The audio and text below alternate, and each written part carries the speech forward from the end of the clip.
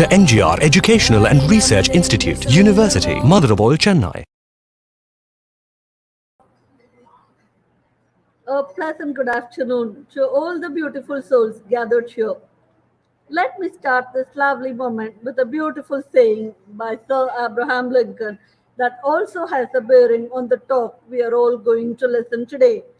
Writing, the art of communicating thoughts to the mind through the eye, is the great invention of the world, enabling us to converse with the dead, the absent, and the unborn at all distances of time and space. How fantastic are these words! Such is the power of writing. Having said this, it gives immense pleasure for us, the Department of English, Faculty of Humanities and Science, in meeting you all today for the national level webinar on developing writing skills by eminent Dr. Patil, former professor of English, EFL University, Hyderabad, and present president of the ELTAI Pune Chapter. Collaborating with the English Language Teachers Association of India, ELTA in short, is indeed a dream come true for all of us at the department, and we express our immense gratitude to Professor Dr. Patel who made this dream a reality. I am also grateful to all the participants who have registered in large numbers from various corners of the universe to attend this program. Needless to mention, it is your outstanding support and exceptional motivation that keeps us moving forward.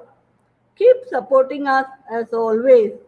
In the virtual studio, along with the eminent resource person, we also have our dynamic additional registrar, Dr. D.B. Jabraj, Professor Rahul Kale, Executive Secretary, ELTAI Pune Chapter, Professor Sachin Gadekar, Core Committee Member, ELTAI Pune Chapter, and the lovely members of the Department of English, Dr. R. Pushkala, Senior Dean, Dr. M. Sandrasena Rajeshwaran, HOD, Mrs. A. Zuli Elizabeth, Deputy Head Academics, Dr. Karpaga Vadivu, Deputy Head Admin, and Ms. R. Akshya, Assistant Professor cum Technical Host of today's program.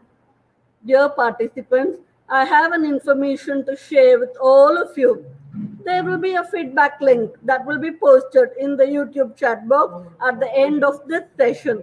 You are all requested to click, fill, and submit the form before 6 p.m. Indian time today to instantly receive your certificate in your registered emails. The form will be deactivated later. In case of any queries from the topic which you would like to know from the resource person of today, kindly utilize the chat box so that at the end of the session we can clear it from him. Heading to the program now, I genuinely invite our ever vibrant HOD of the Department of English, Dr. M. Sandrasena Rajeshwaran, to welcome the gathering. Ma'am, please. Good afternoon, everyone present here. First of all, let me thank God Almighty for giving this wonderful afternoon to interact in an academic community.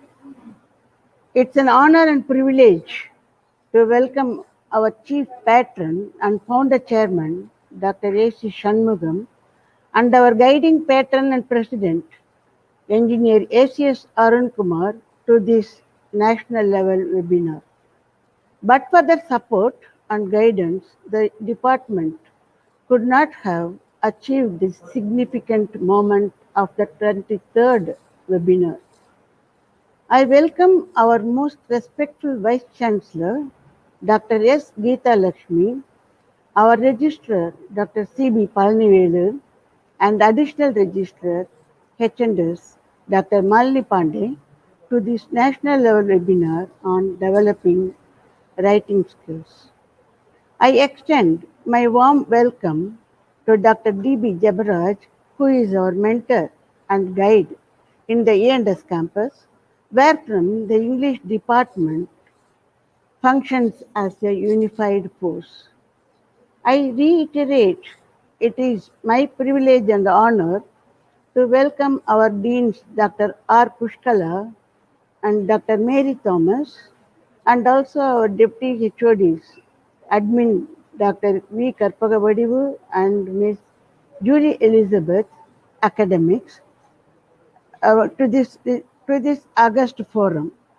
I also am very thankful and I am also honored to welcome our research person, Dr. N. Patil, who is a well-known professor and linguist in our academic circle. I also welcome the ELTAI Pune Chapter office bearers, Dr. Rahul Kale and Dr. Sachin Gadekar, who are also part of this program. While welcoming the students and faculty from our own university and from colleges and universities across India, I make a request to the students to understand the elements of good writing in the light of Dr. Patil's lecture. Thank you. Thank you, ma'am, for warmly welcoming each and everyone. I now cordially invite our young, inspiring, and dynamic personality, Dr. D.B. Jabraj, Additional Registrar, ENS Campus, to deliver the felicitation address. Sir, please. Good afternoon to all. I am immensely happy to welcome the academics who have been listening to this webinar on developing writing skills. I am happier still to welcome Dr. N. Patil. Dr. Patil is a great authority in English language and linguistics. I have read through his past experience and it was very impressed us one. He has nearly 95 peer-reviewed papers to his credit. He has served in many prestigious institutions across the world.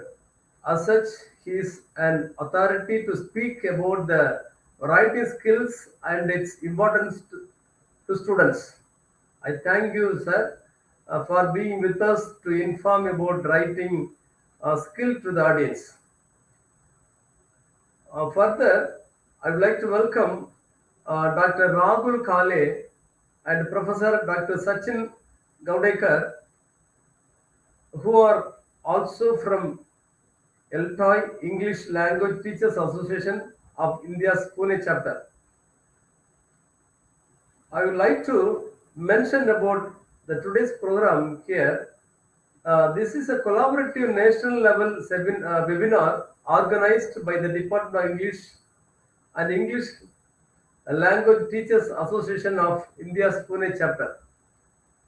Our Dr.MGR University looks for such collaboration with the academic community to disseminate knowledge to teachers and students, and in fact to general public also. You may consider this as an open invitation to like-minded professional bodies and institutes across the world. The title of this webinar tells, we are motivated to enlighten each one of you on the importance of developing writing skills. Considering the importance of writing in our university examinations, I request the students to benefit from this webinar, which will be available in YouTube at all times. The department is doing a great service for the growth of the society and the nation. The department organizes cultural and literary fete every year for the students of BA and MA English. The teachers motivate and guide the students to participate in them for their all-round growth.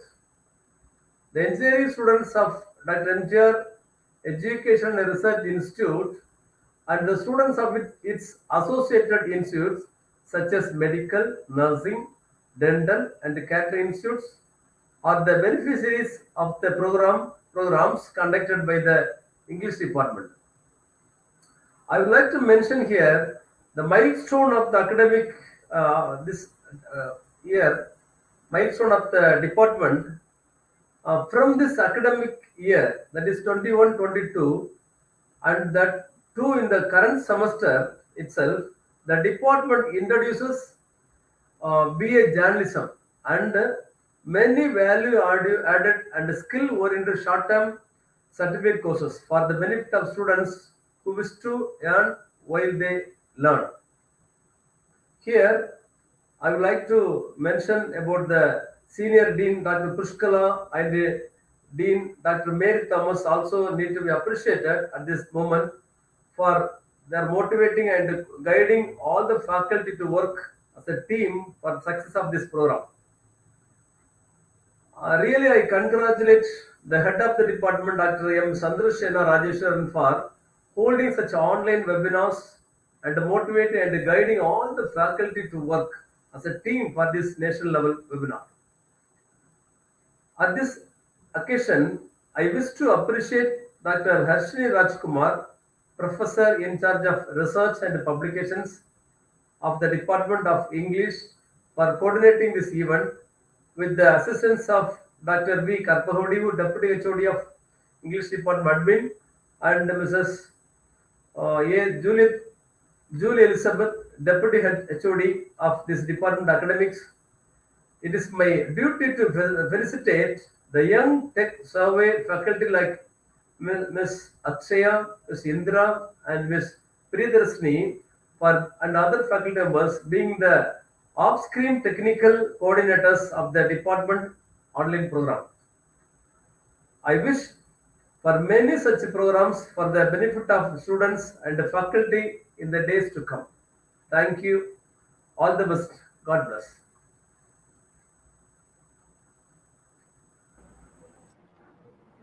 Thank you, sir, for your motivating address.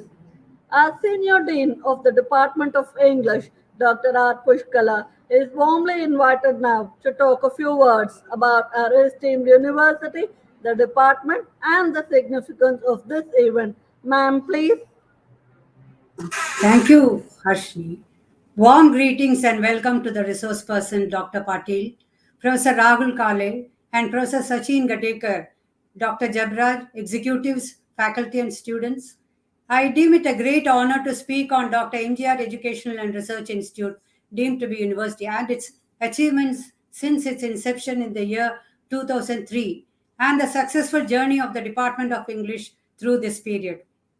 Dr. MGR Engineering College, a premier technical institution in Tamil Nadu, was elevated to the status of deemed university in the year 2003, integrating Dr. MGR Engineering College, Thai Mugambige Dental College, and ACS Medical College and Hospital. And we are proud to state that it was upgraded and awarded the status of university with greater autonomy in the year 2016. In its march towards achieving the highest goals in education, the institution successfully enters the 19th year under the strong leadership of our Honorable President, Engineer Thiru ACS Arun Kumar.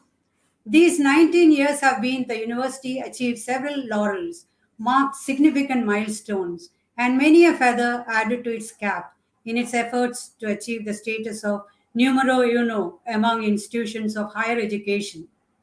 On par with studies abroad, Dr. MGR University has initiated a number of centers of excellence in the emerging area, where a significant number of sponsored research programs for government agencies as well as industries are in progress. The university provides an advanced learning environment for faculty and students, which is both enjoyable and relevant to the modern technological needs. We are proud and happy to state many of our alumni are placed in high positions both in India and abroad. The university has a wide range of programs duly accredited by premier educational agencies of our country, like the UGC, NAC, NAB, MCI, DCI, and ISO. The university has also conferred honorary doctorate degrees on eminent scientists, artists, and sports personalities of our country. For the Department of English, it has been a fruitful period from being a service department for the Faculty of Humanities and Science, Arts and Commerce, Management Studies, Law, Faculty of Engineering and Technology, Pharmacology, and Nursing, among others. It has expanded into a department that offers BA English, MA English, MPhil, and PhD in English. As part of the expansion program of the department, introduction of career-oriented new courses are introduced as our registrar, additional registrar mentioned, journalism and media studies, and also skill-oriented short-term certificate courses are on the anvil. This pandemic scenario has become a fertile ground for online academic activities, which has been one of its positive fallouts. Webinars, workshops, FTPs, and national and international conferences have become the order of the day. With a strong team of qualified and efficient faculty, the department successfully experiments with innovative teaching methods in the audiovisual and communication lab. The department augments learning activities through co-curricular and extracurricular activities through associations and clubs like the Youth Association for Cultural Excellence and the Melange Club, which work towards channelizing and harnessing youth power holistically and constructively. These enhancing and energizing learning programs are open for students of all disciplines from all campuses of this university. Coming to the topic of today's webinar, developing writing skills. Writing is the painting of the voice, wrote Voltaire, the French philosopher. And I would like to add, writing is the painting of the mind. Written communication is a symbol of man's evolution, an important stage in the history of mankind, when man invented symbols and learned the art of writing. It is unique and exceptional characteristic of the human species.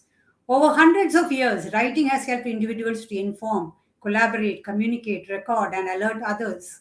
In our times, this gift has become all the more important, with more contexts and opportunities demanding suitable written forms of communication. Writing is a life skill, not only an essential job related skill, but also because it is often the basis upon which others judge our learning, our values, ideas, and our contribution to society. That's the importance of writing skill that we are going to examine today. We look forward to having a highly informative and interesting session on the topic by Dr. Patil with his expertise. At this juncture, I wish to appreciate and congratulate Dr. Chandrasena Rajeswaran, Head, Department of English, Dr. Mary Thomas, Dean, Department of English, Dr. Karpaga Vadivu, Deputy Head, Administration, Dr. Julie Elizabeth, Deputy Head, Academics, and Dr. P. Harshini for the encouragement and support they lent to the team of organizers and for having made this possible. Thank you. Thank you, ma'am. That was really a stunning address. Professor Rahul Kelly, the Executive Secretary of the ELTAI Pune Chapter, is now cordially invited to introduce the ELTAI Pune Chapter. To you now, sir. Yeah, thank you, Harshini ma'am.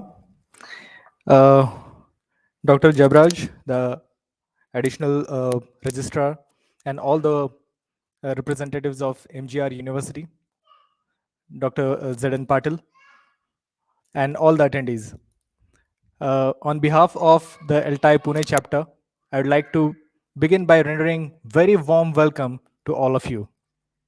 I'm very much honored to have been asked to introduce the Pune chapter of the English Language Teachers Association of India. ELTAI was founded by the noted educationist, late Padma Shri S. Natarajan. ELTAI has been bringing teachers of English in India together through national and international level academic activities. It is the largest association of teachers of English in the country with nearly 5,000 members.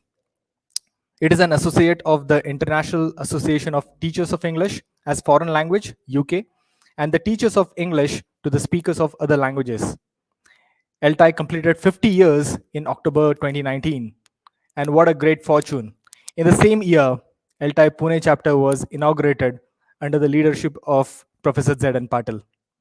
It was a humble beginning with a very few teachers, but now it is one of the fastest growing chapters in India, with more than 220 members.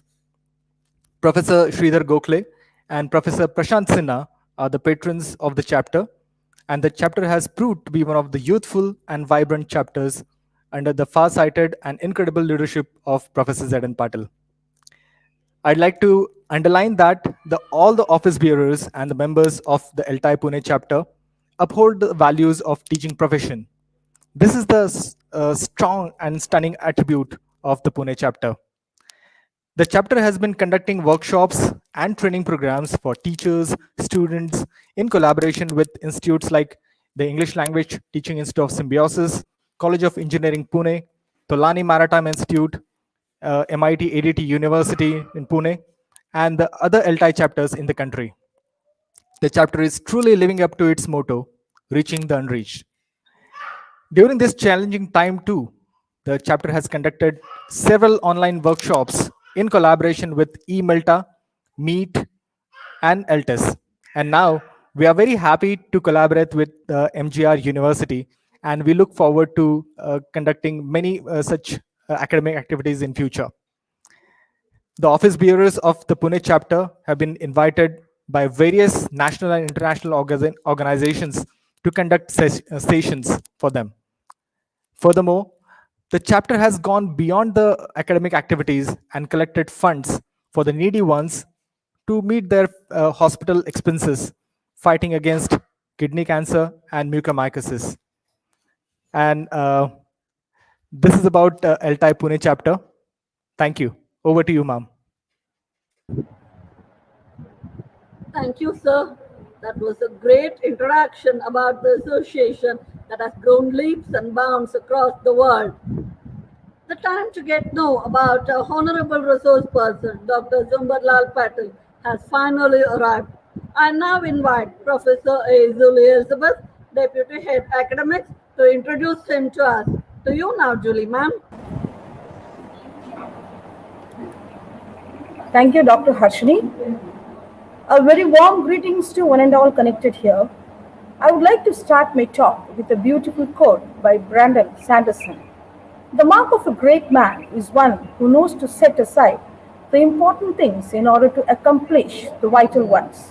I, Mrs. A. Julie Elizabeth, Deputy Head Academic and Assistant Professor, Department of English, feel extremely delighted in introducing our resource person erudite Dr. Z.N. Patil, former Professor of English, EFL University, Hyderabad, and present President of ELTAI, Pune Chapter, for a national level webinar on developing writing skills organized by Faculty of Humanities and Science, Department of English, Dr.MGR Educational and Research Institute University in collaboration with ELTAI Pune Chapter.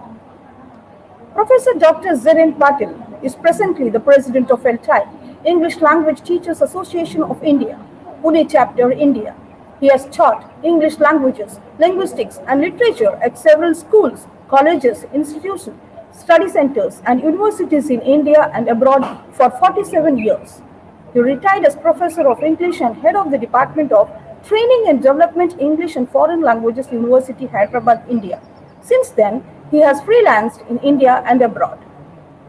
Dr. Patil has finished his MA, MPhil, and PhD degree from Pune University, now Savitribai Phule, Pune University, India. Also completed postgraduate certificate in the teaching of English from Central Institute of English and Foreign Languages, now English and Foreign Languages University, Hyderabad, India.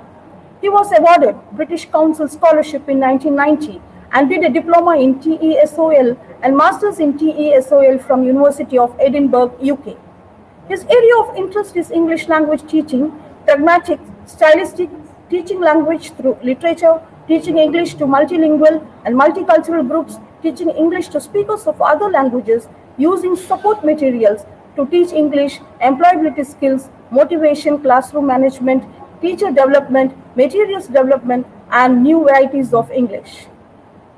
To his credit, our eminent resource person penned 20 textbooks, 8 resource books, and 95 articles published in the national and international journals. He has successfully guided 10 MPhil and 24 PhD scholars. He has also evaluated more than 50 PhD theses submitted to Indian and foreign universities. Dr. Patil has delivered 32 invited and sponsored keynote addresses and 78 invited and sponsored plenary talks at national and international conferences in Bangladesh, Britain, Canada, China, Dubai, Germany, India, Indonesia, Japan, Korea, Nepal, Oman, Philippines, Sri Lanka, Taiwan, Thailand, and Turkey. In addition, Professor Z.N. Patil has contributed to several seminars and conferences as panel discussion moderator. He was invited to deliver special talks and conducted workshops for students and teachers at universities in Indonesia, Japan, Korea, Nepal, Singapore, Thailand, UK, and Vietnam. He was fortunate to work in Vietnam as an English language literature teaching experts on behalf of the Ministry of External Affairs, Government of India. Later from 2003 to 2006, he served as a senior English language advisor in Japan. In March 2017, he was invited as a visiting research professor by the government of Taiwan for 2 weeks, during which he guided professors from 4 universities in teaching on various aspects of research in language and literature. Professor Z.N. Patil is a senior advisor to 20 online international journals such as Asian EFL Journal. Dr. Patil achieved various awards and achievements in his academic journey. He has received Lifetime Membership Award from English Scholars Beyond Borders (ESBB), Outstanding Contribution Award from Rajasthan Association of Studies in English, Udaipur, India, Lifetime Achievement Award from North Maharashtra University Teachers Association, Jagagon, Maharashtra, India, Emeritus Professor Award from Kanya Mahavidyalaya, Jalandhar, Punjab, one of the best and largest college for girls and women in India. Best Educational Award from International Institute of Management and Education, New Delhi, India. State Level Award for Excellence in Education from Milan Sasta, Nasik, Maharashtra, India. And finally, he received Mahatma Phule School Social and Educational Lighthouse Mentor Award from India. We wholeheartedly welcome you, sir, and we are really honored to have an intellectual and great academician as our guest of honor for today's webinar. We hope having a person like you will enlighten the delegates community with your extensive knowledge on developing writing skills. May the Lord Almighty sanctify you to win more and more honors in your future endeavors. Thank you. Thank you, ma'am. That was a stunning profile. Sir, we are immensely thankful to you for accepting our invitation instantly and gracing the program today as our resource person. We are absolutely certain that your knowledgeable talk is going to be an eye-opener for all the participants here. I now warmly invite you to the studio to enlighten the audience on developing writing skills. To you now, sir. Thank you. Very good afternoon, my friends and colleagues in India and abroad. It's indeed a matter of pleasure and privilege and pride for me to be with you this afternoon. And we'll be together for about 45, 50 minutes or so. So I'll take about 35, 40 minutes for my talk, and then I'll leave about 15 minutes or so for questions and answers. In my opinion, in my eyes, the question and answer session is very significant, very fruitful, because the speaker would like the audience, the participants, to ask questions on those areas, on those domains or aspects of the topic that we have decided to handle today. I would like to request the participants, the audience, the members of the audience, and colleagues and friends in India and abroad to ask questions, probing questions on those aspects which, in your view, in your opinion, I haven't covered, or I'm not, I didn't cover. So you will have to wait for some 30, 40 minutes, and then you can raise your questions. And then we'll try to together, jointly, try to cover those areas which, in your view, I have not covered or I have not dealt with or addressed. So once again, a very good afternoon, friends and colleagues in India and abroad. We usually talk about skills. And when we talk about communication skills or soft skills or life skills, employability skills, and so on and so forth, we also talk about language skills. Language skills are the foundation on which the edifice of soft skills and life skills and employability skills and a whole gamut of skills is based. So we need to have a very strong foundation. Therefore, we need to work on our listening skills, on our speaking skills, on our reading and writing skills. And today, the focus for about 40 minutes or so is going to be on writing skills. I usually make a distinction between writing skills on the one hand and composing skills on the other. And later in my talk, I'll clarify the exact, precise difference or distinction between writing and composing. Writing is a basic skill. Composing is a higher sort of skill. And we'll talk about these details or these differences at some length, because we have very limited time today. So when we talk about communication skills and soft skills and employability skills and life skills, we need to talk about language skills as well, because language skills, as I said some time ago, are the basis. They are the foundation. And if your foundation is strong and solid, unshakable, I'm sure the edifice, the building, the superstructure that you want to build on the foundation of language skills will be strong, will not be shaken, right? So basically, we talk about 4 language skills: listening and speaking, and reading and writing. And we used to describe these skills, listening and speaking and reading and writing, we used to describe these 4 language skills as passive skills or active skills. Gone are those days, because we now have realized that listening and reading are not passive skills. A lot of activities involved when we listen to people around us, when we read books for that matter. So listening and reading were described in the past as passive skills, and speaking and writing were described as active skills. They had a point when they said that these 2 skills were passive skills and these 2 skills were active skills. They were not absolutely wrong.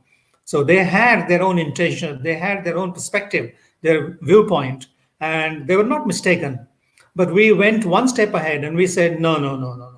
There is some problem with this description. Listening and reading are certainly receptive skills, but they are not only receptive skills, they are also productive skills. Nowadays, 99 of 100 people say that listening and reading are receptive skills and speaking and writing are productive skills. I agree with them, but I want to go one step ahead and say, okay, listening and reading are receptive skills because when we listen to somebody, when we read a book, or when we read a letter or a report or a newspaper, what exactly happens is we receive messages. We receive, when we listen to somebody, we listen to spoken words and phrases and clauses and utterances.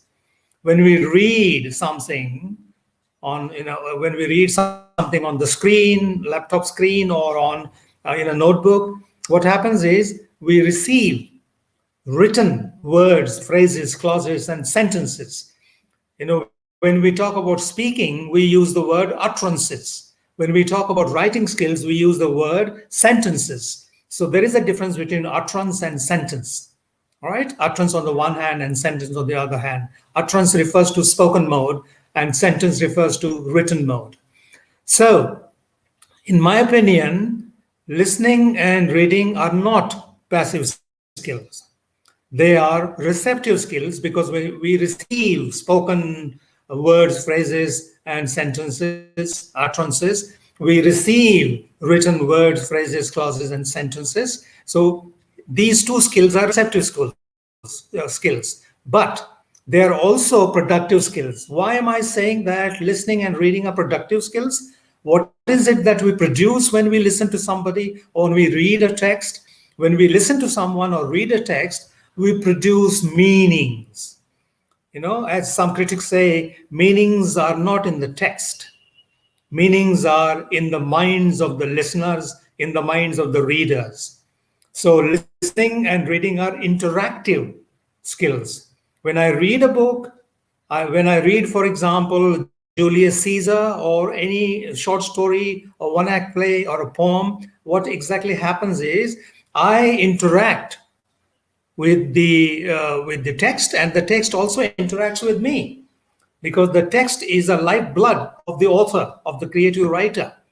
So listening and reading are not passive skills, they are receptive skills because we receive words, phrases, clauses, sentences, utterances. And they are not only receptive skills, they are productive skills because we produce meanings, messages. And sometimes there is a match, between what the speaker and the writer intends and what the reader and the listener receives. Sometimes there is a mismatch, right? They don't go hand in hand. The writer's intention, the speaker's intention, and the listener's intention and the reader's intentions don't go hand in hand, right? And because they don't go hand in hand, sometimes the impact is positive, but sometimes the impact is negative, right? That's one point that I'd like to make clear to you. So these skills are receptive skills, interactive skills, and they are productive skills because we produce meanings and messages. Right. That's the first point that I'd like to highlight today. Now, if we really want to discuss language skills and writing skills or composing skills in particular, then we need to bear in mind the areas that are related with this particular subtopic, the domains, the aspects we need to consider when we talk about writing skills or composing skills. Now, what are these things that we need to understand before we start talking meaningfully about composing and writing skills? Number one, right? Speech is primary and writing is secondary. Now, why do I say that speech or spoken mode is primary and written mode or writing is secondary? Now, it's a matter of common sense. There are several languages in the world that do not exist in the written form, that exist only in the spoken form. That's one reason when I say that speech is primary, that spoken mode is primary.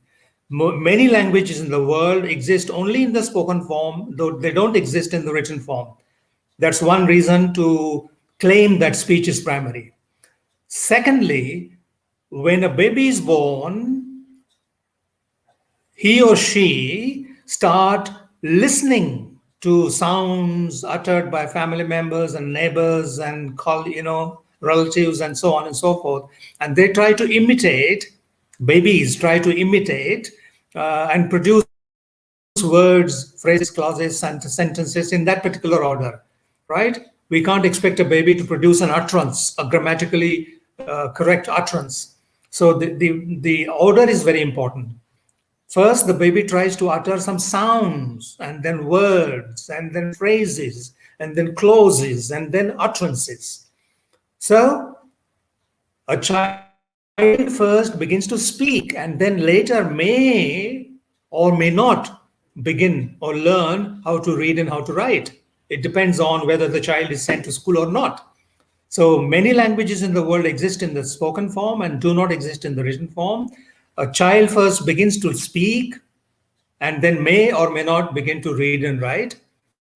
Number two. Number three, we spend more time talking, discussing things, speaking to people, conversing with them, questioning them, answering them, and so on. We spend more time speaking than we spend on writing.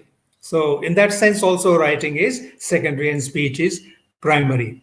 So you can go on and add some more reasons why people say that spoken form is primary and written form is secondary, right?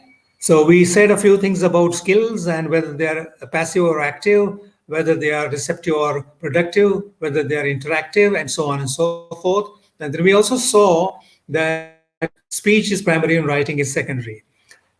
When we talk about composing skills, developing composing skills, writing skills, we must remember or bear in mind the differences between spoken mode and written mode. It's a matter of common sense. You don't have to be a linguist. You don't have to be a specialist, a language specialist or English language teaching specialist to make this observation.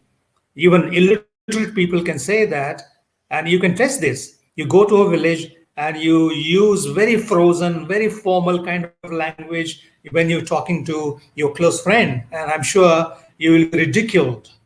I'm sure the friend and other people around the friend will laugh at you because they have that intuitive sense of how language works and how language operates and functions. So there are differences between spoken English or spoken language and written language. What are these differences? Let me cite a few. Let me mention a few. the vocabulary, the words that we use, when we speak are easier. Most of these words that we use while speaking are monosyllabic or disyllabic or trisyllabic. I mean, most of these words consist of 1, 2, or 3 syllables, occasionally 4 syllables, because we want to be listener friendly. So we want to use verbs. We avoid nouns. We want to use verbs. Verbs are more listener friendly, and nouns are not that listener friendly. Active voice is more listener friendly than passive voice.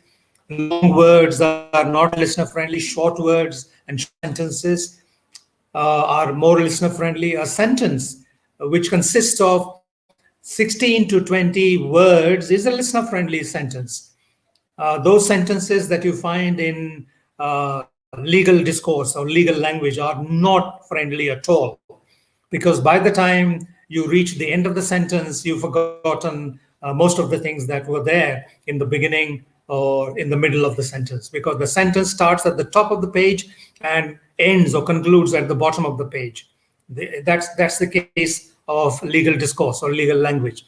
So when we speak, we choose short sentences, we choose simple words, and we don't all the time answer in full sentences. We sometimes use full sentences, sometimes we use short, clipped or short sentences, incomplete sentences. When we are speaking, because there is body language available for the interpretation by the listener, we don't have to be explicit. We can be implicit, we can be covert, and so on and so forth. So spoken English is easier, simpler, the words are easier, the sentences are simpler, there is body language available, we get feedback immediately in the form of gestures and postures and expressions that the listener sends to us. So there is immediate feedback available, right? Writing, on the other hand, is more complex. We use long sentences. We may, not all the time, we may use long sentences. We may use passive vocabulary items or passive words, and so on and so forth. So we need to, I'm not going to talk about all these things because it will take a long time. I just want to give you a glimpse of those ideas or those domains which are relevant in this particular context. In the context of discussing how to go about developing composing skills, writing skills, and so on. Right. So speech is primary, writing is secondary, and there are differences between spoken language and written language. And two skills are receptive and interactive and productive, but two skills like spoken skill and written skill, or speech and writing, they are doubly productive because we produce words, phrases, and clauses and utterances. And when we write, we produce graphic symbols, that is words, phrases, clauses, and sentences on piece of paper or somewhere or on a screen, right? And when we speak, when we write, we produce these things using our vocal organs, using our hands. So in that sense, these two skills are productive, but they are productive in another sense as well. For example, we produce meanings. We want to convey messages and meanings, right? And so on. So that's number 3. Now, when we talk about composing skills, we need to talk about certain important characteristics or features, salient features of compositions, for example. Now, first of all, why do we speak? Why do we write? Why do we write? We need to ask ourselves some important questions before we really start writing or composing. Number 1, what am I writing? Am I writing a letter? Am I writing a report?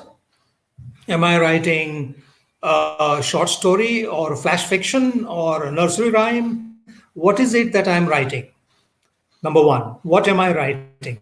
Number 2, who am I writing it for or writing it to? If I'm writing a letter, am I writing it to my sister, my brother, my children, or my colleague, or my neighbor? That is very important. Who am I writing? What I'm writing to? Who am I writing? What I'm writing for? Right. So, what is it that I'm writing? Who am I writing for? Who am I writing to?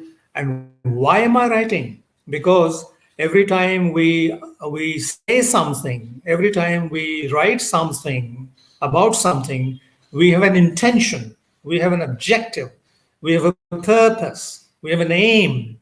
And the aim could be, for example, I want to inform you, I want to persuade you, I want to dissuade you, I want to convince you, or I want to advise you, I want to pay a compliment to you, I want to apologize to you, I want to express gratitude to you. So I have always some intention or the other. I don't think anyone in the world writes simply because he wants to write. And even if you say he or she writes because he or she wants to write, then he or she has a reason. Because he wants to write, he writes. Because she wants to write, she writes. So there is always some reason, some objective, some purpose. Right. So what am I writing? Who am I writing to? Who am I writing for? Why am I writing what I'm writing? And the answers to these questions will determine how I'm going to write what I'm going to write. Right? Am I going to write it in an informal manner, casual manner, or formal manner, or frozen manner? That style of discourse, that tenor, that mode will be determined, will be decided with reference to why am I writing, who am I writing for, who am I writing to, what am I writing. So that how will be decided by all those answers or those questions that I've already briefly talked about. Right. Now, all of us want to develop. Even now, I'm now 73 and I retired at the age of 65, some 7-8 years ago from EFL University, Hyderabad. Even now, I want to develop my writing because there is nothing like perfection. All of us are human beings. We are not divine beings, and therefore we can't claim to be perfect. We would like to be perfect as possible, but it's not possible. It's impossible. It's humanly impossible. That's why even now I want to develop my spoken English. I want to develop my composition skills. I want to be a good listener. I want to be a good speaker, and so on and so forth. So there are 3 stages. Whether we want to develop our spoken English or develop our written English, right? There are 3 stages. And these 3 stages are very common. I mean, everyone knows this, these 3 stages. Pre-writing stage. Now, we want our learners in our classrooms to write a paragraph or an essay or something like that on a particular topic, on a given topic. Now, we know that in the past also, nobody said writing was a product. Yes, writing was a product, but nobody denied the fact that there was a process involved in the obtaining of the product. Yes, the final destination was the product. The outcome was the product. But nobody said, my teachers 60 years ago or 65 years ago never said that writing was not a process. But because we want to denigrate our ancestors, because we want to prove that we are better than our ancestors were or our forefathers were, we, in our over-enthusiasm, make statements which are not really authentic, which are not really true. Because I know when I was a schoolboy, my teacher asked me to write and rewrite and edit, and so that was process. Perhaps he didn't use the word process, but this is an old idea. We say it is a new idea, but it's not a new idea. Writing was always a process. We can say that the emphasis was not on the process. The emphasis in the past was on the product. But we can say the same thing even today. The process, yes, maybe it is 50-50. And maybe in the past the process was 40 and the product was 60, and maybe now the process is 60 and the product is 40. But nobody denied the fact that writing or composing was a matter of process, not only a matter of product.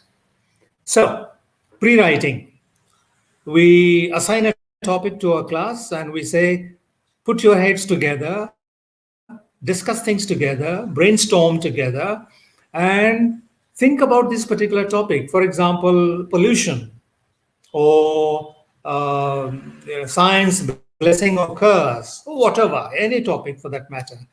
So look at the topic and look at it from various angles, various perspectives, and put your heads together, think together, pray together, say together, stay together, brainstorm together, and make a list of ideas that surface to your mind. And I'm sure when we start thinking, lots of ideas surface to our mind. And so make a pool of ideas, make a collection of ideas, an anthology of ideas, to use the word anthology in a different sense. So first we think together in a group of 5 or 6, and then, or maybe in a pair, and then make a list of all the ideas that come to our minds. Then separate the ideas into 2 classes or 3 classes: essential ideas, necessary ideas, and disposable ideas. If you want to be brief and cryptic, then you can focus your attention on essential ideas and you will ignore, you can connive at the necessary disposable ideas, right? Or if you want to write at length, you can consider all the 3 categories: essential, necessary, and disposable, right? But what is important is you have collected, you have gathered ideas. You haven't started writing in the real sense, composing in the real sense yet. You have gathered, collected, amassed ideas, right? Pooled ideas. Then you segregate them. You separate them into very important ideas and not very important ideas. And then you can sequence them. Okay, I have these 5 essential ideas and 5 necessary ideas and 3 disposable ideas. Now let me look at them again and let me say which ones are very important or main ideas, and which ones are supporting ideas or supporting details. So we pool our ideas, we pool our ideas, then we separate them into essential and non-essential ideas. Then we sequence them. This one will be number 1, and this one will be number 3, and so on.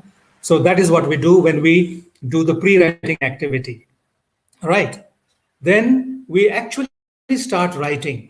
Again, writing, not composing, because this is just a process, you know. So we start writing, and we start writing sentences. We start writing in chunks, in sense groups, in phrases and clauses and sentences, right? And we use sentence connectors, paragraph transition markers, and so on and so forth, right? Our draft is ready. And those people who do research, or those people who teach and who learn, who study, also know that this is a very important process. So we pool ideas, we separate them into, or we classify them into groups, then we sequence them, organize them, and then we start writing. We write sentences, but sometimes there are no connections between sentences. Sometimes there are no transition markers used by the writer when the writer moves from one paragraph to another paragraph. So paragraph transition markers. So when we write separate, strings of sentences, relatively unconnected, and then we do post writing. So we have a second look, a third look at what we have already produced in the form of written document or composition, or we show it to our peer, our classmate, or our teacher, our parent, or somebody. And then we receive feedback from those people, and we improvise, we revise, we edit, we redraft. And you know that all great authors in the past, including Shakespeare, G.B. Shaw, all those great authors, I think every author writes and edits and revises, right? Sometimes words are replaced or changed. Sometimes sentences are deleted or added. Sometimes sentences are modified, altered. So that kind of revision always happens, even in the case of great authors like Tolstoy or Pushkin or Shakespeare or G.B. Shaw or Camus or any author for that matter, right? So that's what happens, right? So there are three stages: pre-writing stage, writing stage, and post-writing stage, right? Now, there are a whole lot of theoretical things that I can talk about, but since our time is very short, we already finished, I think, 30 minutes or so. So we have about 15 minutes. Now, let me give you some examples, some activities that can be administered in our class. Right. Please remember, I'm trying to make things as easy, as illustrative, as simple as possible, because I know that there are teachers of English and teachers of other subjects. There are parents, there are students and learners. And these learners and teachers and parents are not only from India, they are from Myanmar and Thailand and Nepal, Sri Lanka, Bhutan, Turkey. I know even now some of my friends from Turkey and UK and Oman and UAE and Thailand and Japan and Taiwan and Nepal and Sri Lanka are listening to me. So for those friends who don't specialize in English, I'm trying to make things illustrative and interesting. Right. Now, when we talk about composing skills, we can actually talk about two stages. And these stages are not pre and while and post stages. These stages are recognition stage and production stage. Now, in the beginning, we expose our learners to a variety of writing styles, right? For example, we classify things, we describe things, we argue about something. So there is argumentative writing, there is classificatory writing, there is cause and effect writing, there is descriptive writing, there is argumentative writing, and so on, etc., etc. So we first expose our learners to these types of paragraphs. Or we can even, to begin with, we can even expose them to some paragraphs and ask them, okay, read these 4 paragraphs and identify that particular sentence in each one of these paragraphs which doesn't fit into the scheme of things, which is an odd member, which doesn't gel properly with the rest of the sentences in the paragraph. So identify the odd member. That is a recognition activity.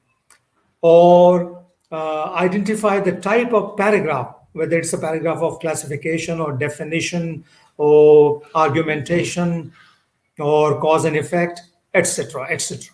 So we give them and we ask them to identify, recognize. We give them a paragraph and we ask them to underline the keywords. And the keywords can be synonyms and antonyms, or hypernyms and hypernyms, or any kind of pairs of words, right? Complementary pairs or contrastive pairs, and so on, so forth. Antonyms and synonyms are the words that are frequently used. So we expose our learners to types of paragraphs, ask them to identify the type of paragraph, definition paragraph, description paragraph, cause and effect paragraph, compare and contrast paragraph, so on and so forth. So they just recognize, just identify. Give them a paragraph and ask them to identify keywords, the most important words, 4 or 5 words chosen from the paragraph. Ask them to identify the topic sentence. And the topic sentence in one paragraph may occur right at the beginning. In a second paragraph, it could be in the middle of the paragraph. And in a third paragraph, it could be towards the end of the paragraph. So we have to choose these different types of paragraph structures where the topic sentence is here or in the middle or towards the end, and let them identify the topic sentence, because we want to sensitize our learners to paragraph structure and paragraph types and so on and so forth. Right. Now, gradually we take them along with us and we say, okay, whenever we write, we have a purpose, right? And the purpose could be this one or that one. And I mentioned a few purposes earlier. Or the second characteristic of a composition is, the first one is intention, and the intention refers to the intention of the writer. Could be a creative writer or an ordinary writer, non-creative writer, a report writer, for example, or a letter writer, for example. So there is an intention, and the intention has to be perceived and appreciated, accepted by the reader, right?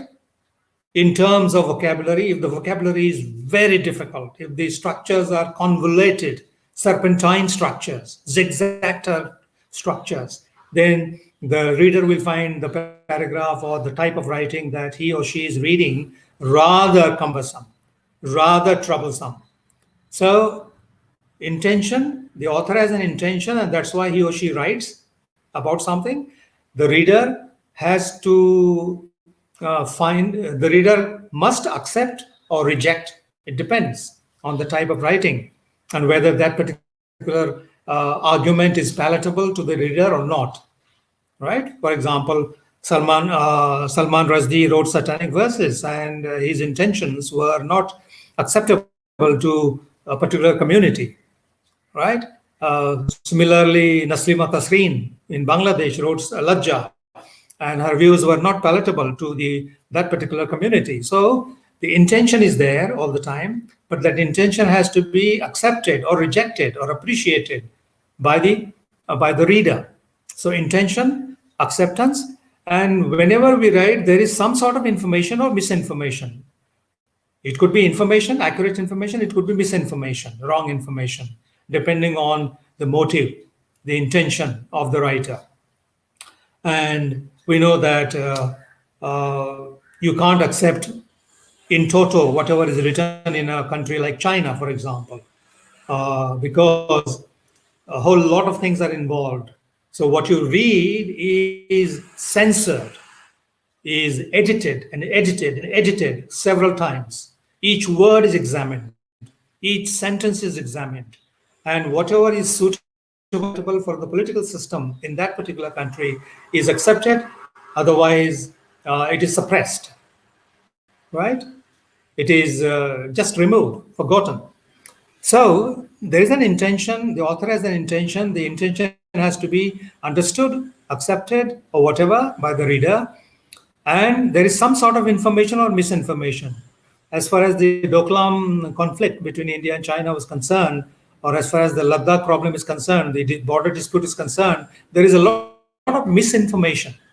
Even about the pandemic, COVID-19 pandemic, there is a lot of information and misinformation and uninformation and disinformation and so on and so forth.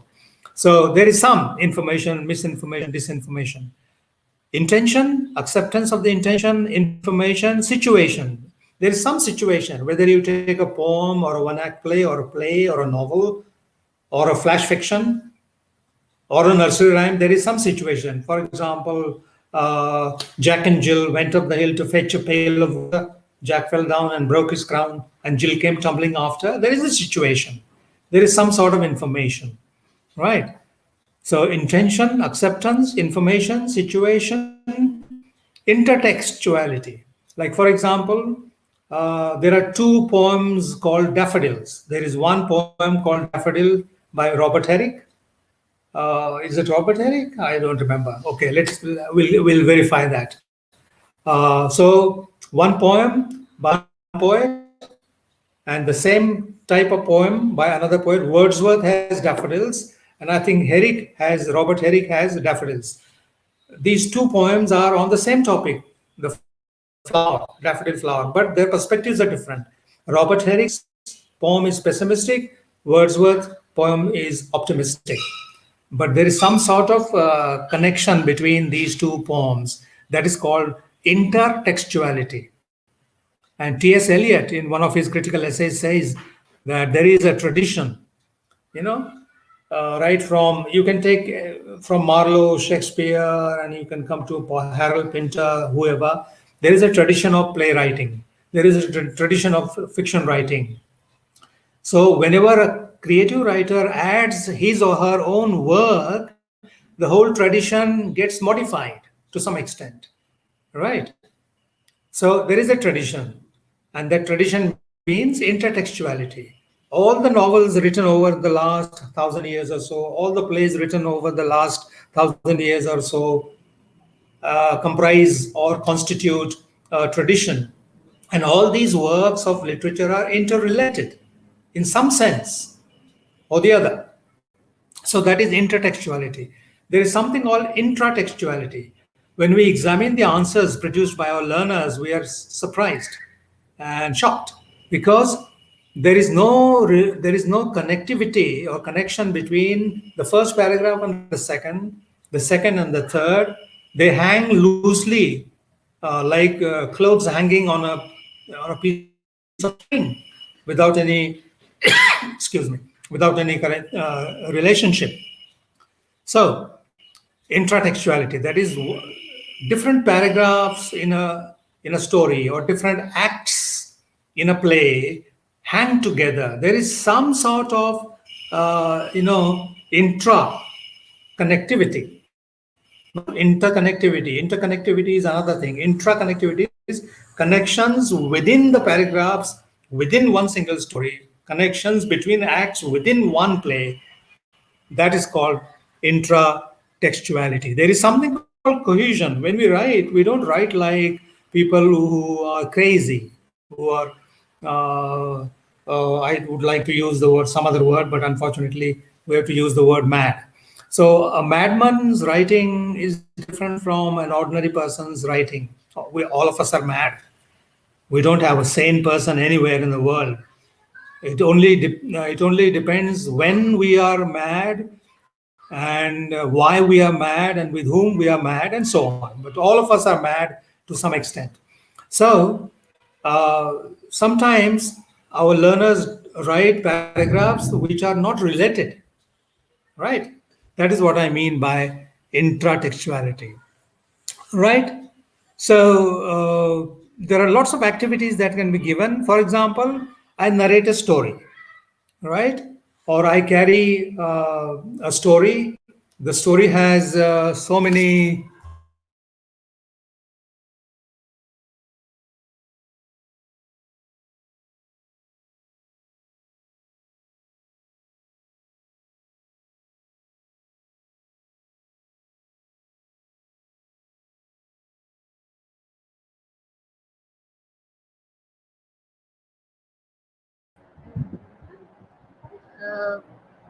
There's a network issue from the speaker's side. Participants, please wait.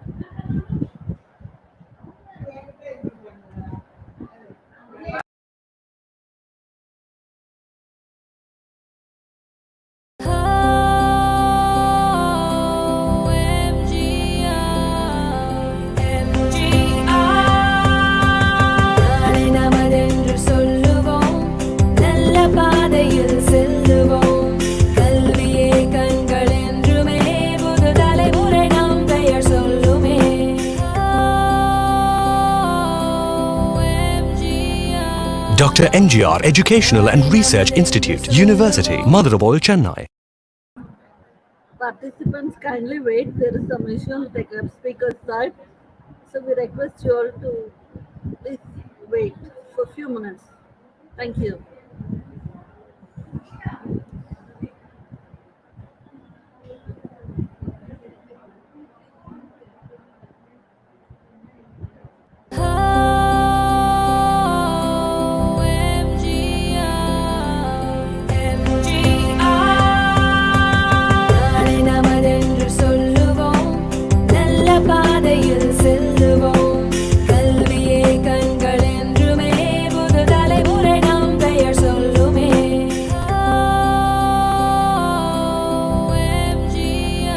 Dr.MGR Educational and Research Institute, University, Madurai, Chennai.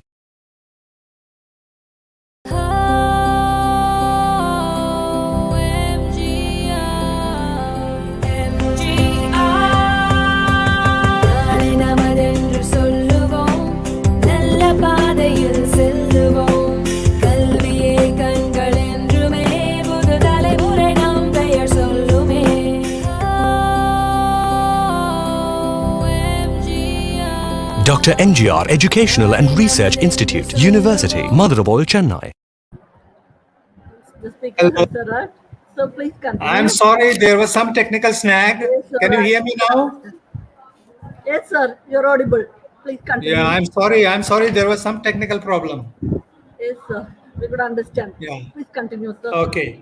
So we were talking about intertextuality and intratextuality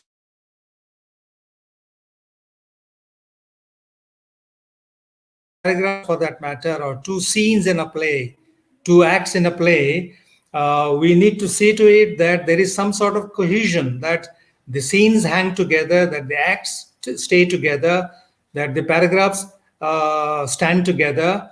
That is what we mean by cohesion. Now, let me give you an example from E.M. Foster's Aspects of the Novel. Am I audible? Hello? So, Yes, sir. Yes, sir. E.M. Foster makes a difference or distinction between plot and story. In his opinion, a story is a series of thens. For example, the king died, then the queen died. So it's a matter of temporality, that there is some sequence. First it was the king who died, and after that the queen died. But there is no cause and effect relationship between the death of the king and the death of the queen, right? So the king died, full stop. Then the queen died, full stop. Is an example of a story, right? A story is a series of thens. This happened, then that happened, then that happened, then that happened. So this is a series of thens, and a series of thens is the story. On the other hand, you have a plot, and a plot is a series of therefores. There is some causality involved. For example, the king died, full stop. Therefore, the queen died. That's an example of plot. So, the author has an intention. The intention has to be perceived positively or negatively by the reader. Then there is some sort of situation in a text. There is some information or disinformation or misinformation in a text. Then the two texts are interrelated in some sense, and there is something called intratextuality. That means the paragraphs in a story, the scenes in an act, or the acts in a play are all interrelated, right? That is intratextuality. Now, I'm going to tell you a story. What you can do is you can carry this story in a printed form to your class, and then cut the paragraphs. The story may have 6 paragraphs or 7 paragraphs or 8 paragraphs. You photocopy the story, any story for that matter, not necessarily this. You can choose any story under the sun, and you photocopy that story and cut the different paragraphs and mix them up, jumble them up, and give them to the students and ask them to sequence. And not only sequence the paragraphs, but ask them to explain why they think that this particular paragraph is number 1 and that particular paragraph is number 2 and that one is the last paragraph, etc., etc. So that can be one of the activities that can be administered in a classroom. Or you can give a letter. You can photocopy, you can draft a letter, a very impolite letter, right? Like, for example, the teacher writes a letter to the principal, and the principal sends a reply to the teacher's letter, but the principal's letter is very arrogant. Though the principal is an authority, he or she does not have to be, need not be arrogant or impolite. So the letter is full of should, shouldn't, you should, you shouldn't, ought to, ought not to, you ought to, you must not, right? So must not, ought not to, should not, cannot. All these are very strong modal auxiliaries, and they are not very polite. They are not very listener friendly or reader friendly, right? So that letter has so many cans and can'ts and musts and mustn'ts and shoulds and shouldn'ts and so on. So we can draft a letter which is very impolite and ask them and distribute copies of the letter in the classroom and ask them to identify impolite words or impolite expressions or sentences in the letter and ask them to turn that impolite letter into a polite letter and make necessary changes and do so. That can be an activity, writing activity or composing activity. Or the same letter may contain lots of superfluous, redundant, repetitive expressions. And we can ask our learners to identify superfluous, redundant, repetitive expressions or words in the letter and do away with them, get rid of them, and make the letter as concise as possible. Incidentally, when we talk about composition or when we talk about talking, lecture, for example, a lecture is a sort of text. Even the room I'm sitting in, the hall I'm sitting in is a text. It has a structure. It has a beginning, a middle, and ending. And the walls are related, connected. The roof and the floor are connected in some way, right?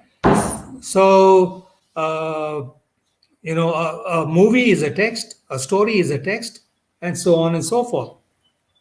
So, yesterday I was reading a Shakespearean play, and in that play, some commoners were conversing, interacting about conspirators. And one person says, tell me briefly. Another says, tell me truly. The third one says, tell me directly. And the fourth one says, tell me wisely. Now, these things are not different from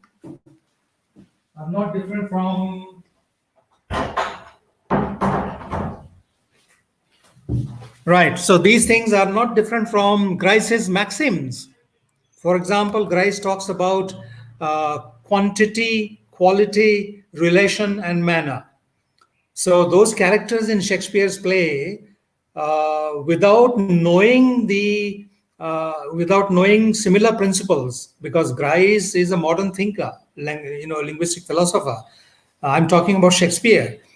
Though he was not a linguist, he could understand and he knew the principles of good composition, oral or written. For example, say whatever you want to say briefly. Say whatever you want to say truly, honestly. Say whatever you want to say wisely, like a wise man, coherently, cohesively. And say whatever you want to say directly, straightforwardly, without ambiguity. So the Grice's maxims probably had the origin in Shakespeare's plays, right? Like many other things, like for example, T.S. Eliot's poem Hollow Men. The two words have been borrowed by T.S. Eliot from Shakespeare, from one of his plays. So what I'm saying is, we can, for example, I was talking about a story. We carry a story, and the story may have, say, 7, 8, 9, 10 paragraphs. We cut these paragraphs and mix them up, jumble them up, and distribute them among the learners and ask them to sequence them. And when they sequence these paragraphs as number 1, 2, 3, 4, 5, 6, 7, 8, 9, 10, they have to explain why they have sequenced these paragraphs in that particular order. There are some linguistic clues or hints. There are some logical implications. So maybe there is some chronology. Maybe there is some psychology. Maybe there is some logic, right? So the order can be chronological or logical, but they have to explain, right? Maybe, as I said, maybe there are certain clues, certain words which indicate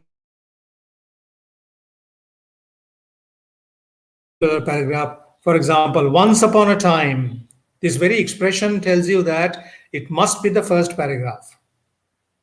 Or, and the husband lived happily thereafter. This particular sentence must be the concluding paragraph, concluding sentence. So there are indications in the text which tell you or tell us that the one particular paragraph is number 1 or number 10 or number 6 or whatever. We can administer this kind of activity in our classrooms. Or we can show them an animation movie by Walt Disney or any person for that matter. Or we can show them, for example, we can play Charlie Chaplin movie, because there is no language.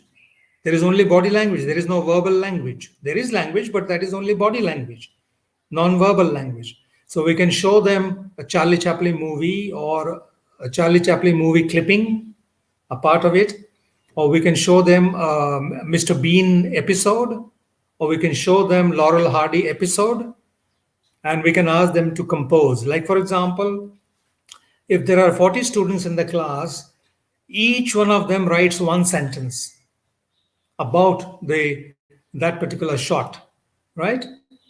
And the first learner writes one sentence on that sheet of paper, A4 size sheet of paper, and hands it over or passes it on to the second learner. And the second learner's job is to write a sentence which goes hand in hand with the first sentence. And the third learner, the fourth learner, the 40th learner. And each learner has to bear in mind that their sentence must relate, must connect to or with earlier sentences, right? This kind of activity can be administered in a classroom. Or gapped conversation. For example, let's say somebody is making a call and that somebody is standing next to me about 6 feet away from me because of COVID-19. So he's talking to somebody on the phone, over the telephone. I can hear him, but I can't hear what the other party, the third party, is saying, because that party is maybe in Mumbai or in Kolkata or Chennai. So I have no access to that particular speaker. But I can hear what this man or this woman is saying. And on the basis of what this particular telephone talker is saying, I can guess what the other person would have or must have said. Right? That is called a gap text. So A says something, but that is removed. And B says something and that is given. And C says something that is given. And D says something which is removed. And on the basis of, or with the help of, or with the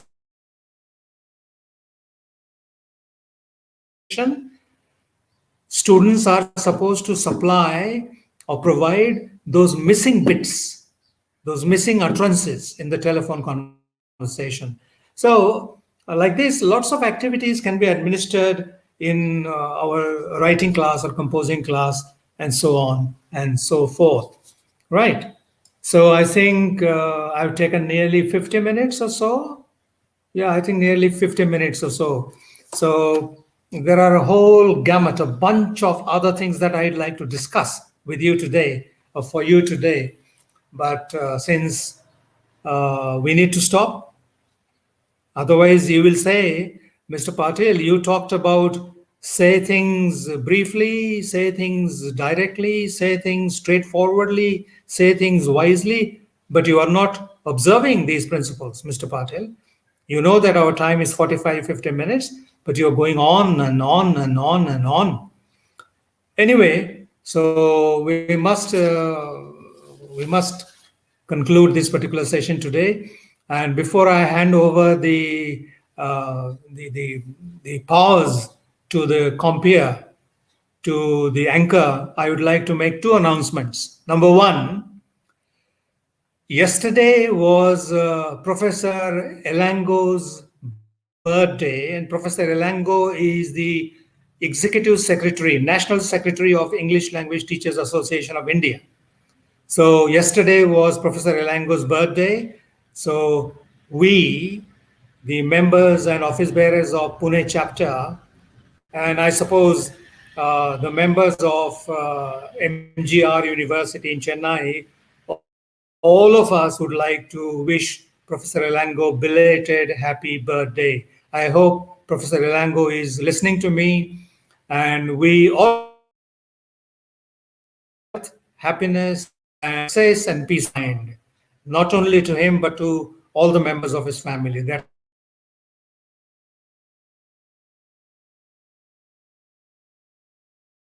two, the second announcement is that ELTAI is going to organize a week-long faculty development program, and the faculty development program is going to focus on one particular very important skill is reading. Today we spoke about writing, but during that faculty development program, we'll be discussing different aspects, right? And different sub-skills and different stages and different barriers to the development of reading skills. So please join us for that particular faculty development program. We'll share the link with you. Please remember the dates. The faculty development program to be organized by ELTAI national body or national organization is going to be organized from 23rd August to 31st August. And the focus is going to be on reading skills. And for the resource persons are going to be very pragmatic, very practical, and very seasoned and wise and experienced resource persons from India and abroad. So please do join us in both the things. Number one, all of us, please join us in wishing belated happy birthday to Professor Elanco, to ELTAI organization, and secondly, week-long faculty development program from 23rd August to 31st August. Thank you very much, and back to you, Harshini. Thank you. So, thank you very much for delivering such an incredible and out of the world session. We were really astounded by the way you carried yourself throughout the program with your marvelous presentation. Developing the art of good writing is the need of the hour, and all the valuable points that you shared in the course of your talk made it loud and clear. Thank you once again, sir. I now invite Professor Rahul Kelly, the Executive Secretary of the ELTAI Pune Chapter, to summarize the takeaways of this session. To you now, sir. Yeah, thank you, Arsini ma'am, for giving me this opportunity to summarize the takeaways of this session today. I'm sure all there in the audience, they must have enjoyed listening to Professor Patil. It was quite an informative talk where he talked about how all four basic language skills are equally important for your language development. He talked about how listening and reading, they are interactive skills, and they also help us in producing meanings and messages. Further, he talked about how speaking is primary and writing is secondary, and even a person without much training can produce utterances. But then, as far as writing is concerned, you require some formal training in that. In speaking, of course, we are supported by body language, and we try to be very simple so that the listener can understand us, and we try to use listener friendly utterances so that the communication is uh, enabled there. But then, as far as writing is concerned, we need to be very cautious, because we cannot support it with the body language, right? It is not a communication in person. Then we have to be very very careful about it. Professor Patil talked about three important things which we need to take in account when we are thinking about writing something. The first thing that he talked about was uh, why am I writing, so that we need to think about the form that we are writing about. Then second thing we need to take into consideration is, who am I writing to? That means we need to think about who is our audience, and accordingly we need to change our writing style. And more importantly, why am I writing this? So we need to take into the consideration the purpose of writing that particular document. And based on all these three things, we will decide how we will write. So we will decide the manner in which it will be written. So it could be formal and informal, and we need to make a distinction between the both. And when we correct answer scripts nowadays, we understand that students are not able to differentiate between the formal writing and informal writing. Most of the times they mix it up, and that creates a lot of problems. We must learn one thing from Professor Patil, that even at the age of 73, he says that I'm still a learner and I'd like to develop my writing skills. And we cannot claim that we are perfect, but most of the times when it comes to writing, we fall in love with our writing. So we should not be complacent, and we should always strive for improving our writing skills. He specifically mentioned about writing as a process that we need to focus on, and then particularly using the brainstorming technique, where we make a pool of ideas and then we segregate those ideas into three different categories, like essential ideas, necessary ideas, and disposable ideas. That process will definitely help us in organizing our thoughts in writing in a better manner. Then we can sequence our ideas, and then we can go on elaborating it. Even while writing the sentences, we can use sentence markers, connectors, to make our ideas more meaningful. And then he talked about the importance of the first draft, the second draft, the redraft, and how we can take help of our peers, our teachers, and many other people who are from the same field, who can help us in improving our writing. So writing is a process which we can develop over a period of time by taking conscious efforts. And of course, the kind of activities that he suggested, they were amazing, and I'm sure the listeners would uh, definitely try to use those ideas in their practice and try to improve their language skills or writing skills. So thank you so much, and I'm sure there are a couple of questions in the chat box which will cover more other important topics that we could not cover in the talk. Over to you, Harshini ma'am. Thank you very much, sir, for summarizing Dr. Patil's talk on writing skills in such an effective way. It is now time for question and answer session, and I request Dr. Sachin Gadikar, core committee member, the ELTAI Pune Chapter, to take up this part. To you now, Dr. Sachin. Thank you, ma'am. Dr. Patil, there are a lot of questions, and I think this would be an amazing treat for all the attendees here. Your talk has already made it a wonderful one, but let me take a couple of questions. So should I start, sir? Yes. The first question is, how do you differentiate Sachin? between... Yes, sir. How do you differentiate between composing and... Sachin, your voice, Oh, your voice is breaking. am I audible now, sir? Yes, yes. Okay, allow me to take the first question up. How do you differentiate between composing and creative writing skills? And? Creative writing skills. And what?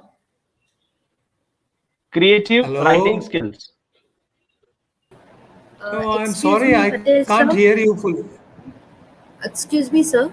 Can you hear me? Composing. Yes, sir. Patil sir, you Okay. can leave the studio and you can Now, just join it. okay. So there is some problem with your audio, Sachin. Sir, am I audible now? Okay. Sir, Let Sachin sir is me clear. explain the difference very briefly. The difference between writing on the one hand and composing on the other. Hello.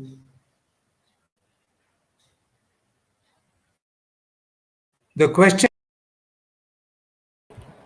Dear participants, due to some technical issue, Patil sir will join us soon. Sachin sir? Sachin sir, can you hear me?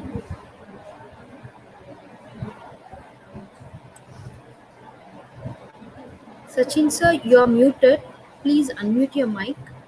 Yes. Am I audible now? Yes, you're audible, sir. So, sir has left the studio. Meeting. Okay. Yes, sir. I think due to some technical issue. So, I think he will Okay. join. Otherwise, can you call him? Yes, yes. Let me just connect with sir in a minute. Yes, sir. Yes, sir. Thank you, sir.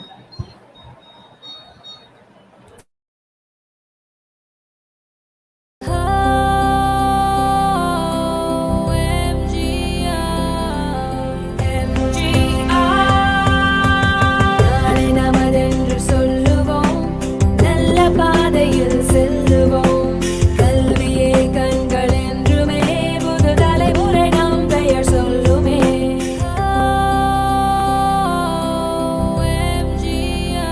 Dr.MGR Educational and Research Institute, University, Madurai, Chennai.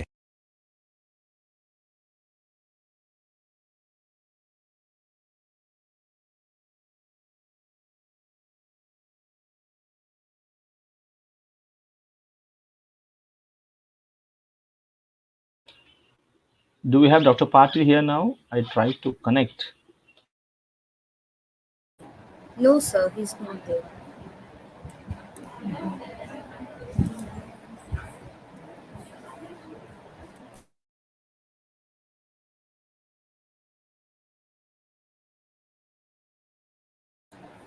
I request all participants to stay back. So, our resource person will join us soon.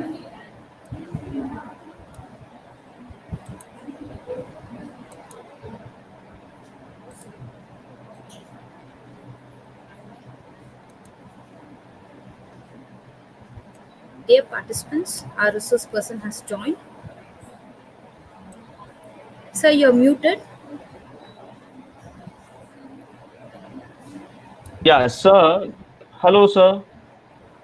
Sir, you're muted, sir. Patil, sir, you're muted. Sir, you can unmute yourself first. I have. Okay, Yes, sir. now Can your you? voice is audible, Yeah, sir. Thank yeah. you. Can you hear me now, sir? Clearly? Yes, yes. Okay. Should I read the question again? Please, How do you please, please, different? please, please, please, quickly, Oh, because the okay. internet may have I'm, problems. I'm so sorry. How do you differentiate between composing and creative writing skills? Yeah.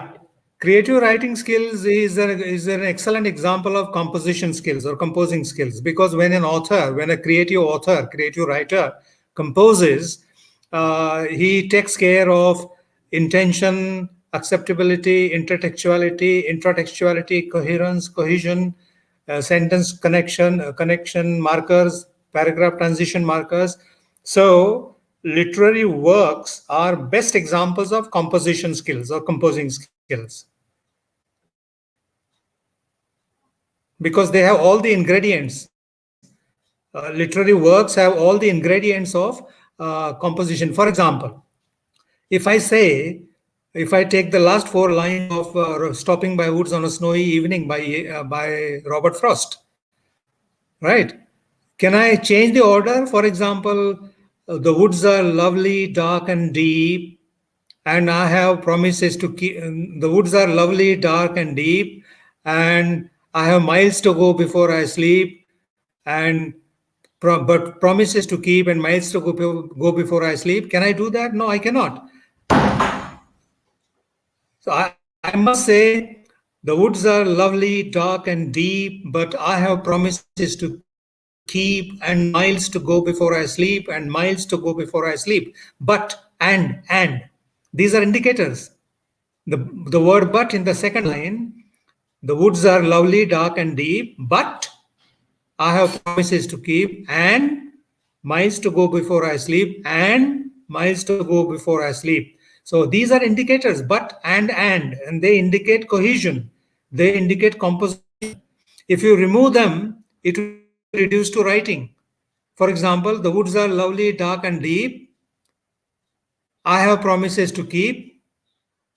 Miles to go before I sleep. Miles to go before I sleep. You see, the cohesive quality has been reduced.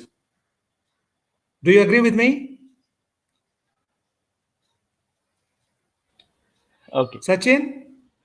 Thank you. Yes, right, sir. Absolutely right. Can you hear me, Sachin? Yeah. So Yes, what I'm sir. saying Yes, is, absolutely. but and are indicators. These are indicators of composition. When you remove them, that composition is reduced to writing. Yeah. Right. Over to you, Sachin. Okay, sir.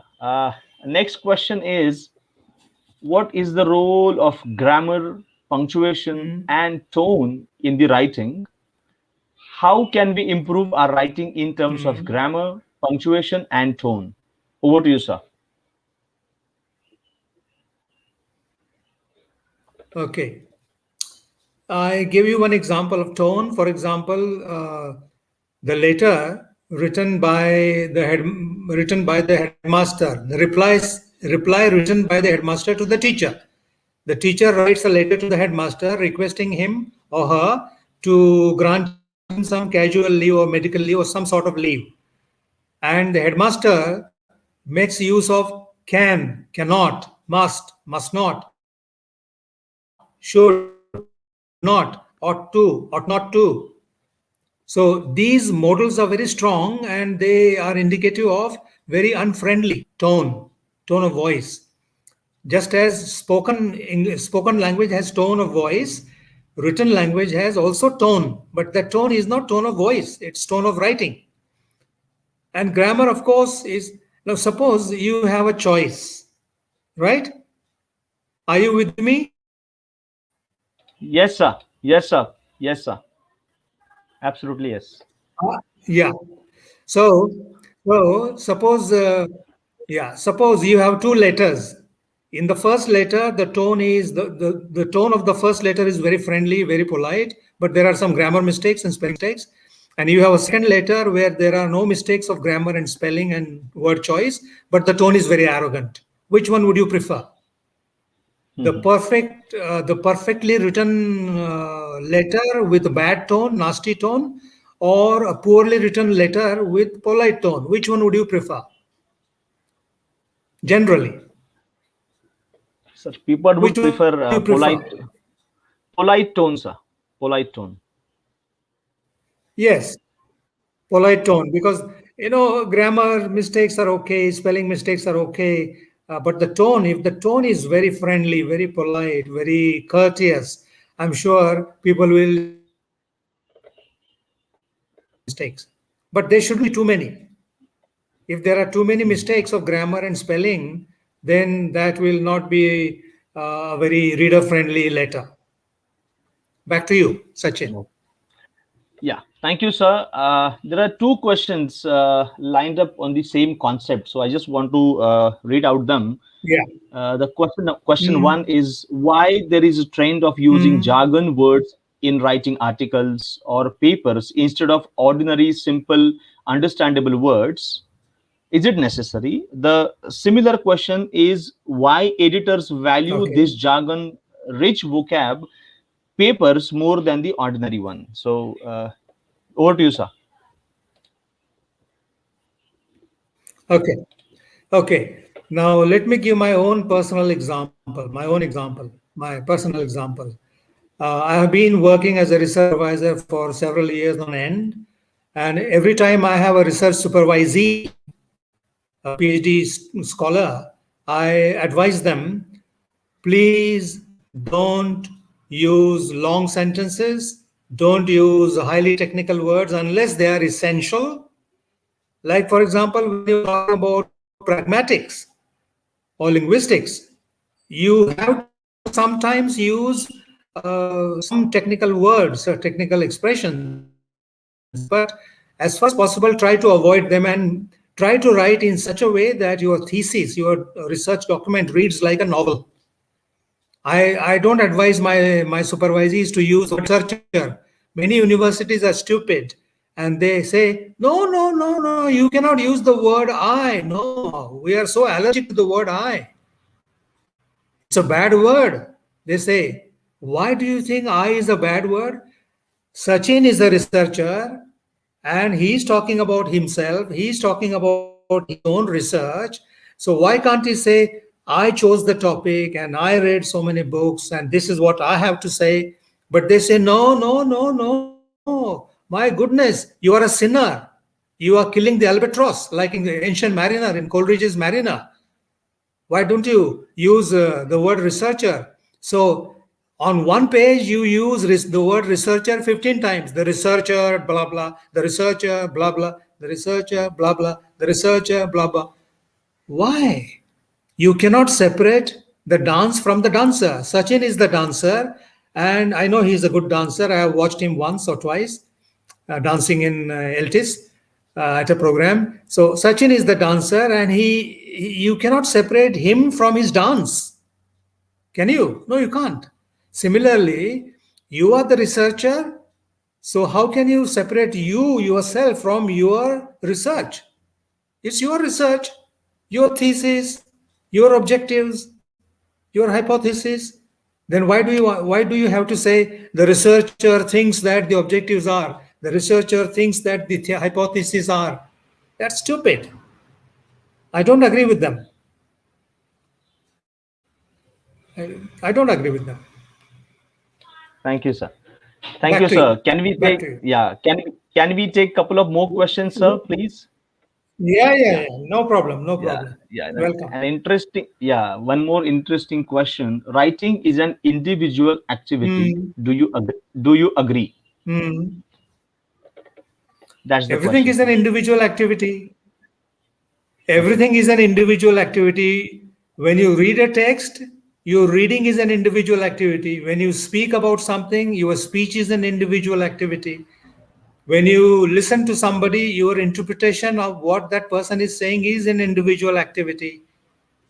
Everything is an individual activity. But that individual activity happens within the context of the collective consciousness. Because you live in this, you were born in this culture, you were brought up and educated in this culture, you were taught English the way you were taught in this particular culture. So you are conditioned. Even though your writing is individual activity, your writing is conditioned in this culture, embedded in this culture, that you cannot forget. So you cannot separate individual activity from social collective activity. Yes, but your writing is your writing, unless it's a copy of somebody else's. Thank you, sir. Next question on the panel is, which approach is more effective in teaching and developing writing skills in ELT classroom? Process approach or product approach? As I said, product is the product of a process. Product is a product of the process. And behind every product, there is a process. Right? So if you want my frank opinion, it's impossible to separate the product from the process and vice versa. You have to go through the process and reach the product. And behind that product, there is a process. So they are not two processes. They are not two approaches. There is only one approach, process product approach. I call it process product approach. Thank you, sir. Thank you. Yeah, next question is, I think would be useful for all the teachers like me. That the question is, do you think rote learning can be used as a strategy for teaching writing skills? Rote learning can be used as a strategy in teaching writing skills. Yeah. Okay. Now, I have some problem with communicative language teaching people. Now, communicative language teaching advocates of communicative language teaching say, oh, rote learning is too bad. Rote learning, no. Just as in PhD, in research, many universities say, no I. That's a sin. You are a sinner. You should be hanged. You should be prosecuted because you are using the word I. I don't agree with them. Similarly, I don't agree with these people. What is the question once again? What's the question once again? The thrust? Yes. Do you think rote learning can be used as a strategy in teaching writing skills? Okay. All of us have memory. don't we? If we didn't have memory, we would not be together today. I would not know Sachin, Sachin would not know me, and I would not be talking about writing skills and composing skills if I had not got any memory. So, memory plays a very significant, very vital role in learning, any learning, language learning or content subject studying, anything. You learn music, you learn foreign languages, you learn instruments, whatever. So, rote learning plays a very significant, very vital role because we read different styles. We read Bertrand Russell style, we read Aldous Huxley style, we read Martin Luther King Jr. style, we read or we listen to Charlie Chaplin style when he speaks. So we listen to these styles, we read these styles, and then we try to copy them, and we remember some expressions, some symphonic, synchronous, and harmonious expressions, and we copy them, and sometimes we use them. So it's a mixture of rote memorization, imitation, originality, creativity, all of them together. Thank you. Yeah, sir, in the later part in your session, you have given us a lot of activities. The question is aimed at the same thing. What are the effective methods for students who are who have fear of writing skills? So, how to develop their ability? A very practical question, sir. Yeah, the fear of writing in the learner is caused by the teacher. Because time and again, the teacher unknowingly, unwittingly makes certain damaging remarks. You know, listening is okay. You don't have to do a lot of things. But when it comes to listening is okay, reading is okay. But when it comes to speaking and writing, it's very difficult because it's accessible. People can access your speech. People can access your composition, your writing. Now, when the teacher says that writing is difficult and speaking is difficult, naturally the student will feel demoralized. So, the fear is generated mainly by the teacher and the system, the examination system, the pedagogical system, the evaluation system, the assessment system. So, the malady, the disease is here. People will be looking for the disease, for the root cause of the disease in pedagogy, in examination system, and not elsewhere. Right, sir. Yeah, back to you, Sachin. Yes, thank you, sir. One more question which I can see here is which concepts from discourse analysis we generally use in writing, or which concepts authors use from discourse analysis? Whoever told this gentleman or this lady, the questioner, whoever told the questioner that a creative writer observes principles of pragmatics. Principles of pragmatics are derived from creative writing, not the other way around. Why does the questioner believe or assume that creative writers observe pragmatic principles? No. The writers of books on pragmatics derived their principles of or maxims of quantity, quality, relation, manner, etc., from everyday conversation and from literary works. It's the other way around. Back to you, Sachin.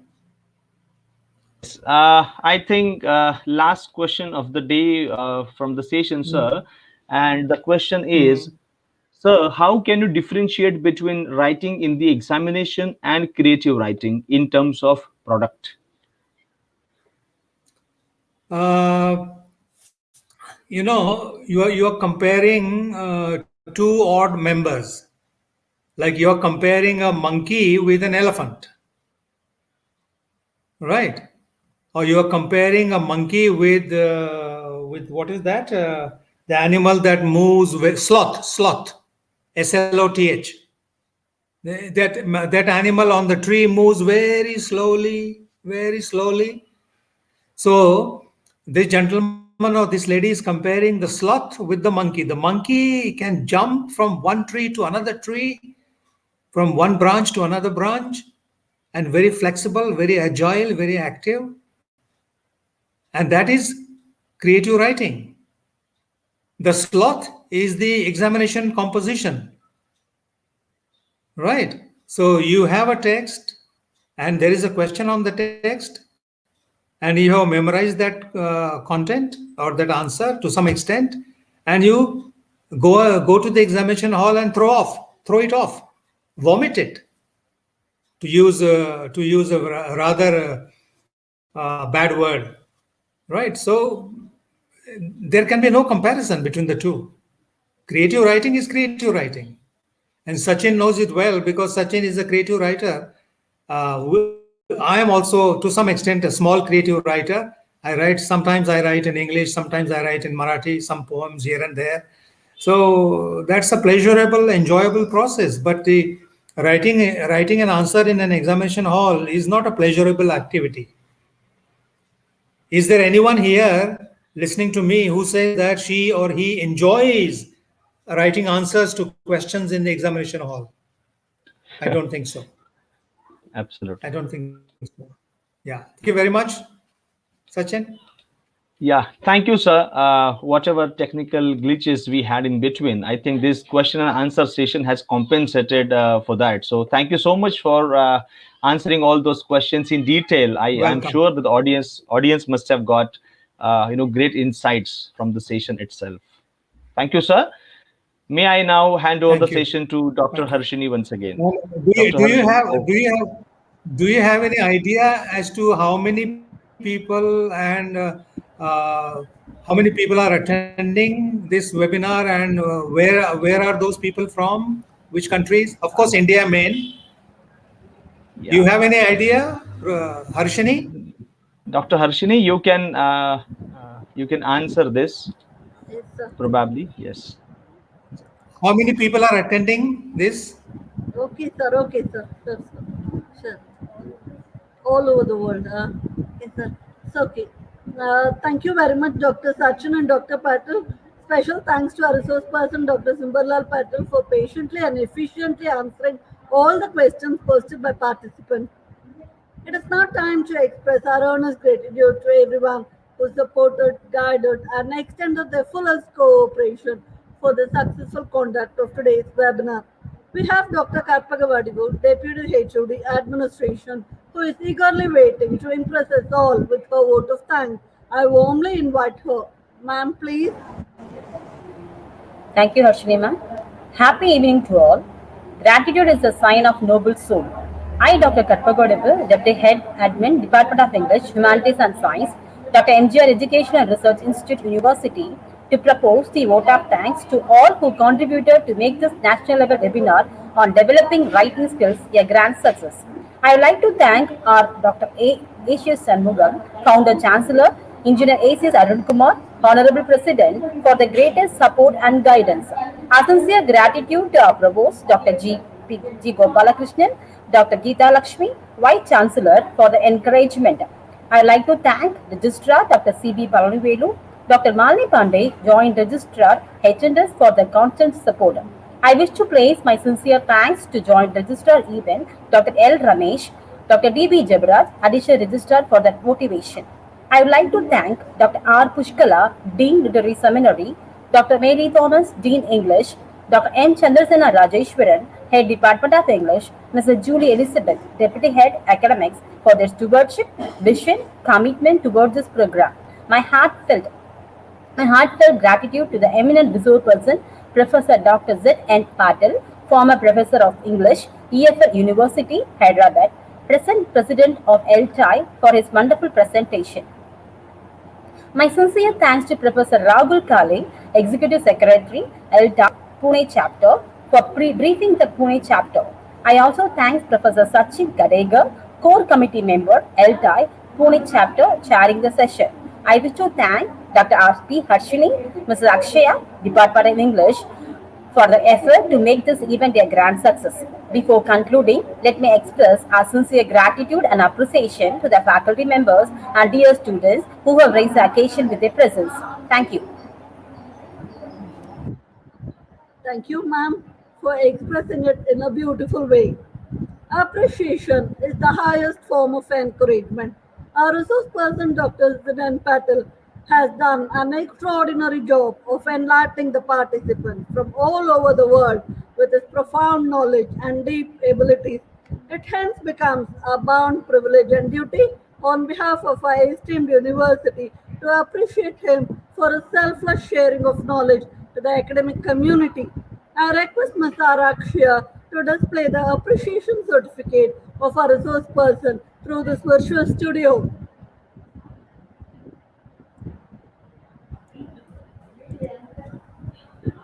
Sir, kindly accept our appreciation certificate. It was Thank you very much. Great session. Sir, participants My pleasure from too. all My over pleasure the too. world. Participants So from how all many over the countries world were have attended your session.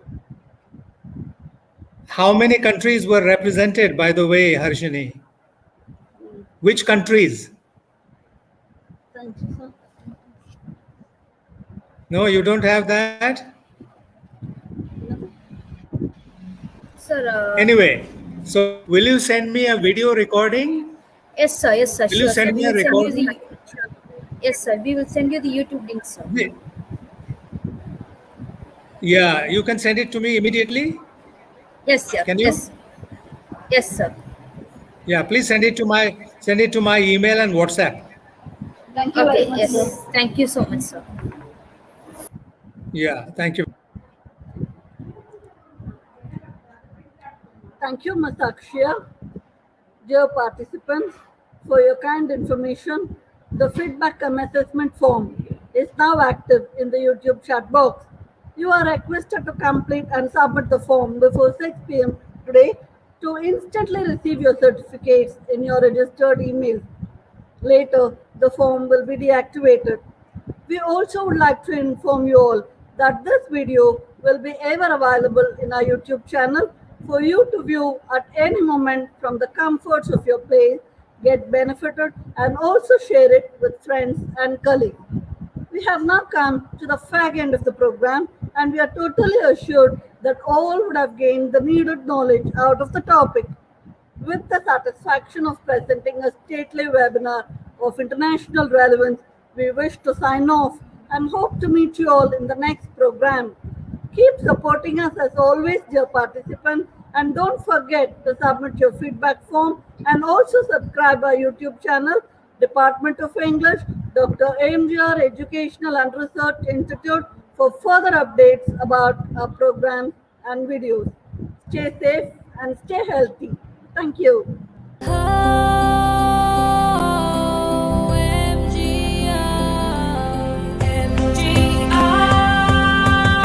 நாளை நமதென்று சொல்லுவோம் நல்ல பாதையில் செல்லுவோம் கல்வியே கண்கள் என்றுமே புது தலைமுறை நம் பெயர் சொல்லுமே